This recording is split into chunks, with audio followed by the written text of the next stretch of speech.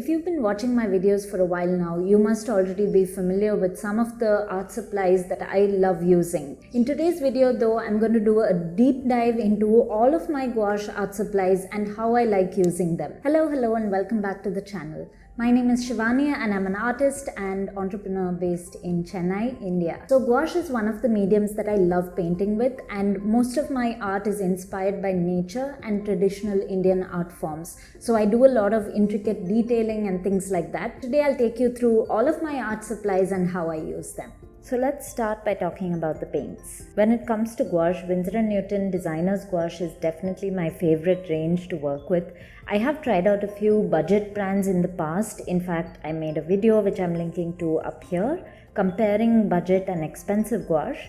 But I personally love these paints the most, and I've even tried out Sennelier and Schminke gouache, but I didn't find them to be on par with the creaminess that Winsor & Newton offers. When I started working with gouache, the set I bought was the Winsor & Newton primary color set, and this comes with primary yellow, primary red, primary blue, ivory black, zinc white and permanent green middle. Honestly, when I bought my primary set of paints, I was blown away by the number of colors I was able to achieve just by mixing them together. That's just with the set of 6 primary colors, I was able to accomplish an entire spectrum of colors. So I didn't need to invest in too many other colors, and as a beginner, really that's all you need to get started. But then I slowly started investing in other colors, so let's look through those as well. Once I had used these for a few months, I had decided that I wanted a bright color to add to my set. So that's when I picked up Brilliant Red Violet, because I love mixing really bright shades of purple. So I thought that would be a great addition. So the 3 primary colors, that is red, yellow and blue, each have warm tones and cool tones. So it's good to have both of those in your set so that you're able to mix up a much larger range of colors. So that's why I then invested in Permanent Yellow Deep, Spectrum Red and Ultramarine Blue. Aside from these, I just pick up a few additional colors for my collection when I feel like they might add something unique. The colors that I have picked up are Naples Yellow Deep, Turquoise Blue, Cypress Green, and I also keep a tube of gold because I love doing traditional Indian art forms and I love adding gold detailing to them. I also then picked up 3 earthy colors, that is Yellow Ochre, Burnt Sienna and Burnt Umber. These are in fact very new. I just bought them a couple of months ago. You can see the tubes look brand new, and I just picked them up because it helps me mix earthy tones much more easily. And I'm linking up here to a video which I did on mixing skin tones in case you're interested to check that out. And the final color, of course, that I bought right after buying my primary set was Permanent White.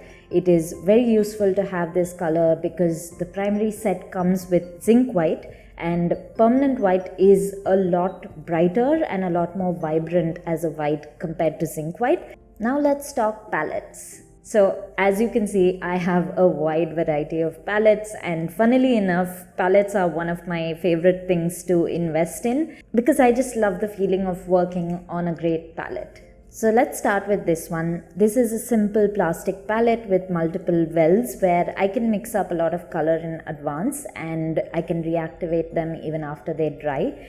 When it comes to gouache, I don't like to wash off my palettes until I've used up all the paints in them because it's an expensive medium.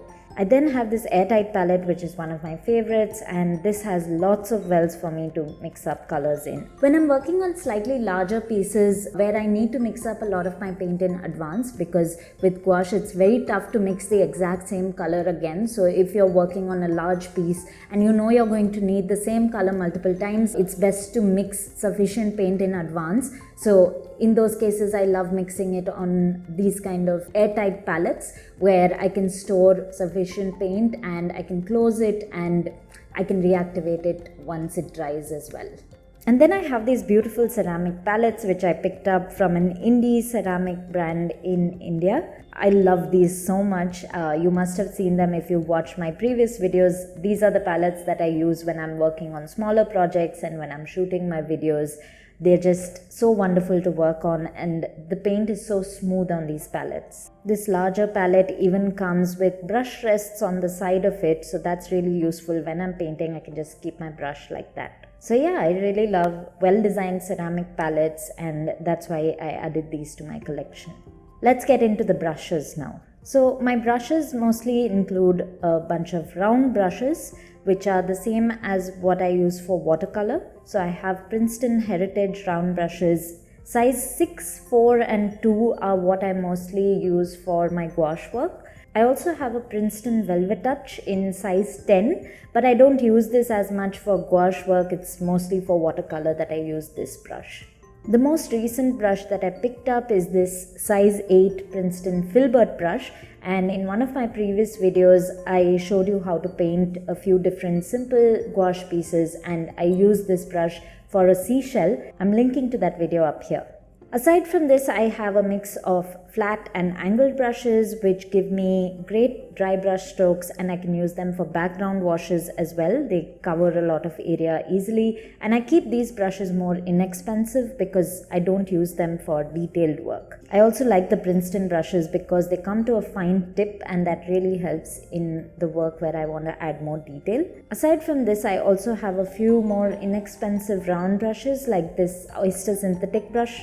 And Oyster Synthetic is great as well for a fine tip. The larger sizes work really well with gouache, and I just keep a few inexpensive brushes to mix my paints and such because I don't like to damage the bristles on my more expensive brushes. The final set of brushes I'd like to show you is this Montmartre set of fine liners and detailers. Like I mentioned, because I do traditional Indian art forms, I love thin lines and fine details, and these brushes are just perfect for that. So when it comes to papers, you will find that gouache is a very forgiving medium. You really don't need to be too specific. With watercolor, I think paper is one of the more expensive things that you need to be concerned about, because when you move to a slightly more expensive paper, your end result changes drastically. But the same is not true with gouache. With gouache, you can use even simple ivory sheets and you're good to go. The only thing I would say is that make sure your paper is at least 300 GSM. That's a good thickness to get started with, though honestly even 200 GSM works perfectly fine, but 300 is a little more comfortable just in case you want to water your paint down in parts and you want to do background washes and things like that. You don't want the paper to be buckling, so 300 GSM is great, but in that you don't need to be too specific about it being 100% cotton or anything like that. You can pick any affordable option that you like.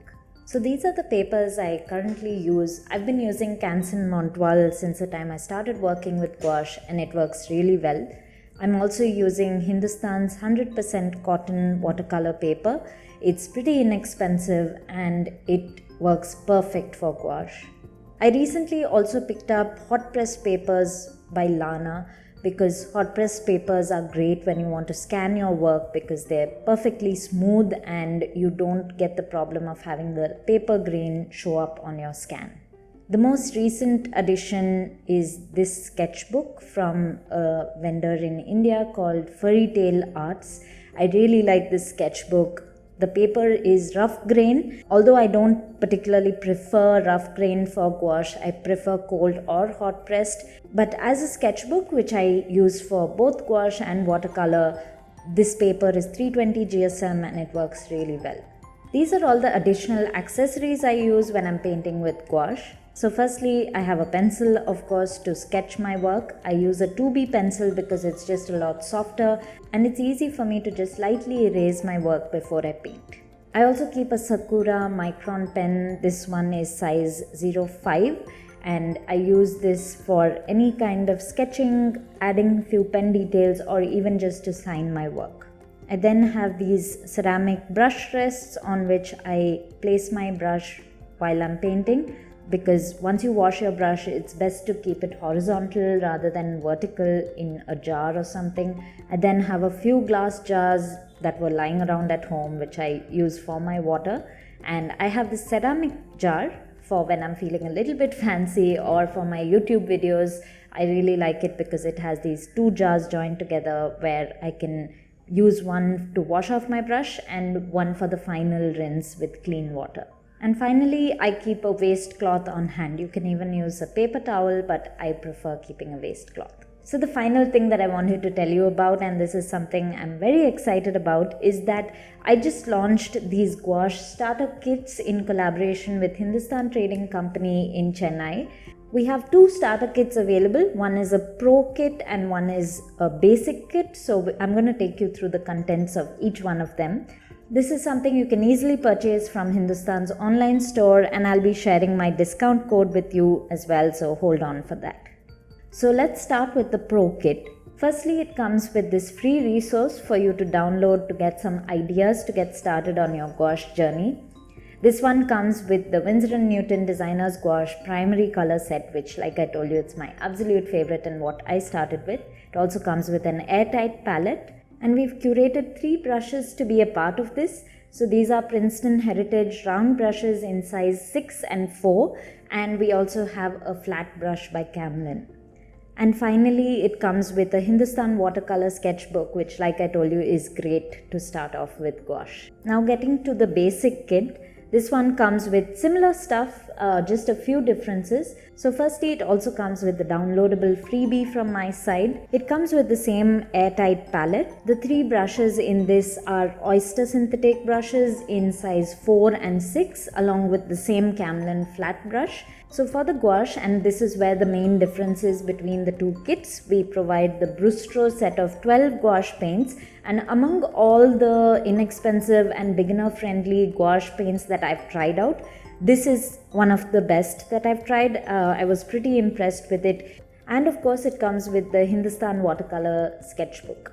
So I really hope you'll check these kits out. I'm leaving the link in the description, and you can use my discount code Shivani10 to get 10% off your purchase. So that's my complete list of gouache supplies, right from the paints up to the palettes and my water jars. I hope that was interesting for you. Have you tried any of these paints, or are you planning to? Let me know in the comments. I would love to know. Meanwhile, if you'd like to know more about working with gouache, or if you're just getting started on your gouache journey, I'm linking to my complete gouache playlist up here. It has everything you need. I have videos on consistency, color mixing, you name it, and I also have paint along tutorial videos. I also have a complete Gouache 101 course on Skillshare, which you should definitely check out. I'm leaving the link in the description. If you sign up using my link, you also get 1 month free of Skillshare, and there are so many amazing teachers on Skillshare. In fact, I'm going to be talking a little bit more about some of the best art courses that I found on Skillshare in a future video.